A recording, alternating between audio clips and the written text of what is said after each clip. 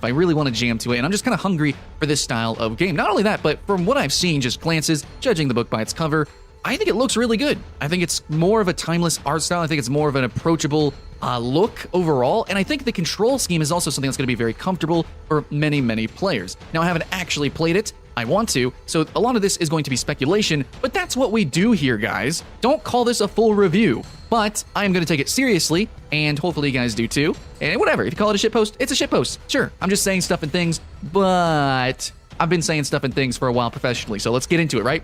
Torchlight Frontiers. Immediately, I'm gonna call it out on some bullshit. It's not an MMO. You might have a different definition of MMO than me, and I will concede that this game does have open zones with 12 players. But 12 is not a massive feeling. It will have maybe, well, yeah, we will see how big it feels, but it's going to have world events, and it's going to be something akin to what we see in Destiny. So if you consider Destiny an MMO, then this is an MMO. But me, and overwhelmingly most people who aren't, journalists who are looking for that search engine optimization, no, it's not an MMO. It's not going to feel massive. If you want to see a distinction between a massively multiplayer action RPG and just an online action RPG, look at Albion Online. That is truly a massively multiplayer online action RPG. And then look at Torchlight Frontiers. It might be somewhere in between of what we see with like Path of Exile or Diablo, which are more cooperative games. They have hub towns and you can co-op with players, maybe even PvP. But this game does kind of go a little bit extra when it does have that bleeding persistence, those zones that are open to 12 players maximum. How massive it really feels, I think, I don't know, it could feel bigger than a lot of action RPG, obviously. It's going to feel less isolating than Dark Souls, for sure. But is it World of Warcraft? Is it, is it Albion Online? Is it Guild Wars 2? Man, I don't think it's an MMO. Okay, so I'm going to call that out. And actually, I'm just kind of really disappointed here that a lot of the, the journalistic sites, they're doing this thing where they're being very light with the term MMO, and they're calling it an action RPG, but then in the video over and over, they'll say MMO, and here and there, they'll sprinkle in the term just so that it gets more clicks and things for the different genres, and I think it's bullshit, The game is a couple of genres, sure, but is it an action RPG? Is it an MMO? Ah, man. Unless it is an action RPG, mostly, and then has a giant open field that literally has, I would dare say 50 or more players. I would even lower my general expectations of what I would think is 100. If it's just PvE, a 50-player raid can feel pretty massive, so if there was a 50-player zones with a giant world boss, I would call that an MMO. But we're at 12, dude, and that's maximum. That's not even the general gameplay. So, I don't know. It's just dubious. There's also a couple other things that I'm dubious about in terms of the publishing and marketing of this game, especially since it's going to be, oh man, Arc. The Arc launcher. Arc. Woo! Perfect world and all that good stuff. I have words to say, but that is like a whole video. In fact, I might just do a review on certain publishers that I don't like, such as Nexon, etc. Some of my favorite games actually have been on the Arc launcher, like Gigantic, but we see what happens to those games. This might be the game that kind of starts to claw back some respect, but I don't know. Tell me what you guys think. What do you guys think about Perfect World in the comments below, okay? But anyways, I just know that I am super weary. I'm trying to keep the hype alive, guys. I really am. But yeah, okay. Anyways, so this game I think is going to be interesting because it does because it does focus on accruing items instead of levels, and it focuses on horizontal gameplay. Basically, what they're saying is, instead of being like Diablo or Path of Exile, it's going to be more of a focus, kind of like Warframe, where it's about, having different characters, being free to play. They're going to be launching lots of different, actually, is it free to play? I'm actually sure free. It should be free to play. Anyways, they're going to be launching lots of different characters and lots of different items into the game, and that's how you're going to grow your characters. There's probably going to be progression that very much in ways mirrors Warframe. It's very obvious to me that is what they're going for.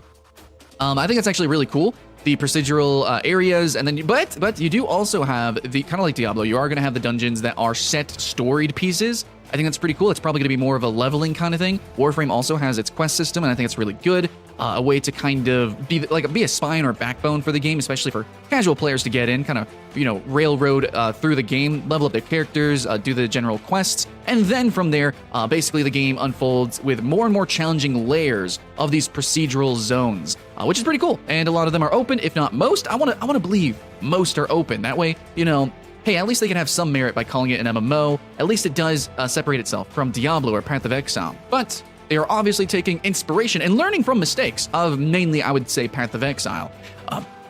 Kind of like generally in the genre, you spam just like AoE attacks or like one attack. You just spam one button, basically, going through a lot of these games.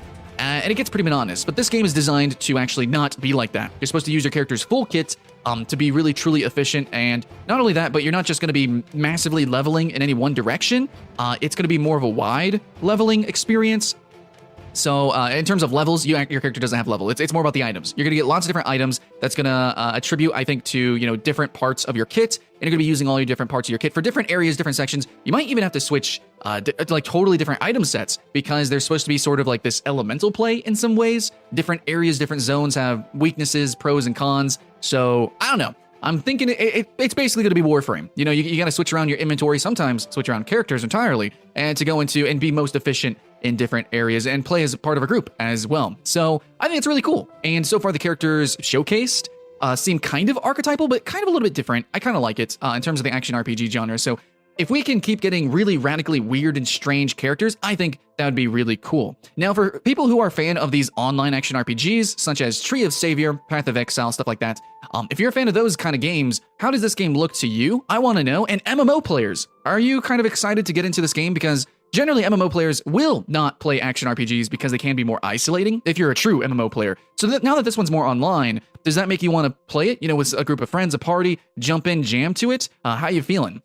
So I can tell you my thoughts and feelings as an MMO player. Already, it's not an MMO, but just because I'm going to criticize that publishing of it, I have to applaud that this is going to be a more social and more engaging social, experience overall for action RPG. In fact, they're even supposedly supposed to have this mechanic where you can have your characters that you've leveled previously, and you put them in a housing system, and like players can like buy from them, like they're vendors. So that's passive income somehow. Hopefully, that's actually a really interesting thing that they can do with that. I don't know. It sounds gimmicky. It sounds like it's not going to work. I've never seen passive vending really fun in a lot of the games. Like, it's just never worked for me. But maybe in this game they'll have a really cool economy that makes it work. But there's not going to be item trading, which I don't know. That's kind of weird. But I mean, I guess it works. It makes sense in a game where it's all about looting. Oh yeah, this game's going to be a looter, just like full on just loot. Since there is no player levels, apparently it's just the loot. All the game seems to be pointing at, the game design, the bullet points, to me is basically like, it's all about that grind, baby. This game is going to copy Warframe as much as it possibly can. It's going to go heavy with dailies. It's going to go heavy with events style of gameplay. And it's going to be totally focused on adding in new items and new characters and then new zones. So basically, this is going to be what I call Warframe a toy box, which is essentially you're going to get new boxes all the time, which is new, play places, new play zones, things like that, and new toys to play with in the boxes. So new characters, new items. I want them to be as radical and weird as possible. It is an action RPG, and it's not too ridiculous. It's isometric. We're not, we're not vertical. We're not like aiming. It's not Destiny. It's not Warframe. And even Warframe can get pretty ridiculous. But I think they can do some very strange kits. I've seen some fun gameplay with Tree of Savior. I've seen some fun gameplay in Path of Exile, even with, character customization's crazy in that game. So you can go wild. But I want to see this game just really go off the deep end with very unique abilities. So if I had to compare, I would have to say, like League of Legends has some pretty cool abilities. Actually, their kits are much more unique, I would say, compared to a lot of other MOBA.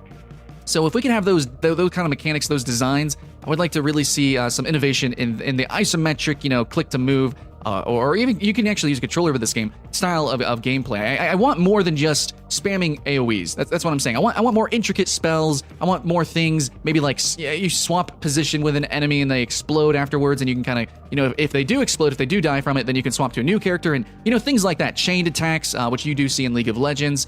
Things that interact with the environment, maybe bouncing off walls, which we see in Battlerite actually a little bit. I don't know. I want to see really strange abilities with really strange characters that then can be modified to even stranger with strange weapons. That's the idea for me. That's the most fun for horizontal progression, and I think it's a lot of fun with games like Albion or Path of Exile that allow for a little bit of experimentation. It's cool to experiment and see how weird and unique you can become. So if they can give us fun boxes to play in with a lot of flexibility and unique characters, unique toys to play with and to mix and match, then I'm going to have a lot of fun. Right now, I think the game looks very good. It's kind of gorgeous, actually.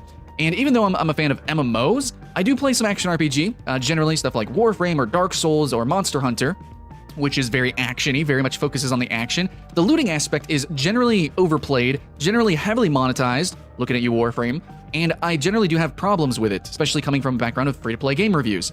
But with this, I'm going to be hopeful, but looking at how much the bullet points are mirroring Warframe, I am highly skeptical.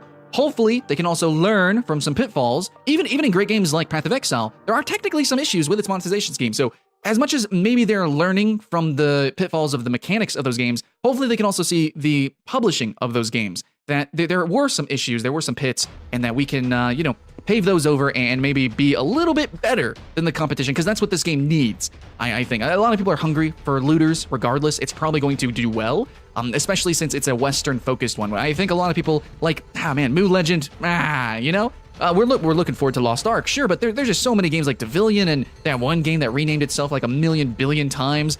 There's some weird like genre of MMOBAs. I don't know. There's a lot of games that we're trying. I can definitely see people are hungry. I know those videos get views, but a lot of those games are dying. A lot of those games just fell completely down, but I think this is the one game that finally can come up and kind of probably be like the holy trinity compared to Diablo, Path of Exile. Then we have, well, Torchlight Frontiers. And Torchlight already was in that trinity, actually. Torchlight apparently is a beloved series that I probably should jump into, actually, because like it gets suggested all the time. So that's my thoughts and feelings on Torchlight Frontiers. Basically, I can't say too much because I haven't actually played it. So all I can tell you is what I think of basically what they want the game to be, what they're saying it will be, and kind of correcting some things, and also kind of assuming what it's going to really be like. So if I'm wrong, I'm wrong, but generally I'm not. Anyways, I think it's actually going to be good, but it could also, good games can become bad games.